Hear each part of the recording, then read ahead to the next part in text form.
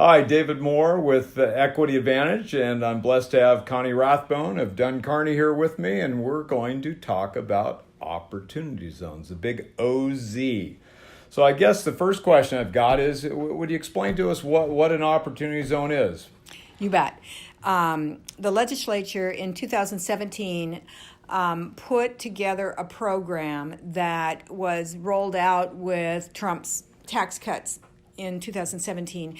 This is a program, the Opportunity Zone program was created in the Obama administration with Cory Booker and a Republican legislature, bipartisan, and the purpose of the program is two things: to incent development in disadvantaged areas in the United States, and two, to help provide an incentive to release the $6 trillion in capital gains that are sitting on the sidelines in the United States because people won't sell the assets related to those capital gains and pay the tax. So putting those two incentives together, you get people to sell their capital assets and release that money and then invest it in areas that need economic development. That's a great model for making sure that the funds that are being released are being spent in the way that will best advantage these communities. And interesting, one thing, it just hit me as we're talking. You're the reason we lost personal property exchanges. No. This was after you lost the personal property exchanges, but it works well for them.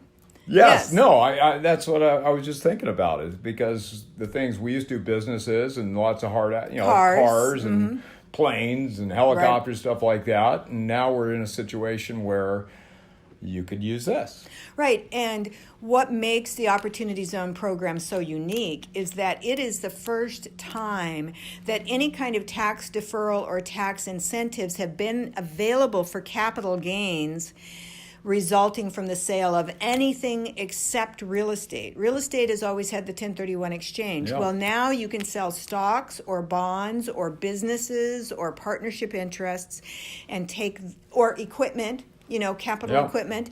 You can take that money and invest in a qualified opportunity fund and get the tax benefits. So what's interesting is a lot of times when I'm speaking on IRAs and 401k plans, we talk about diversifying outside of Wall Street with those accounts. And this sounds like it's a great tool to diversify outside of Wall Street with this money and provide a real opportunity zone into these areas that need development. Yeah, that's exactly right. And you can invest not only in real estate through the Opportunity Zone program, you can also create or invest in businesses. And so it is not like kind. Mm-hmm. You do have the 180-day reinvestment requirement, but it's very different than a 1031 exchange in many ways, and one of the most important ways is that it doesn't have to be like kind. You can sell stock and invest in a piece of real property. You can sell a business and invest in a business or real property. You can sell real property and invest in an Opportunity Zone corporation or business. Interesting.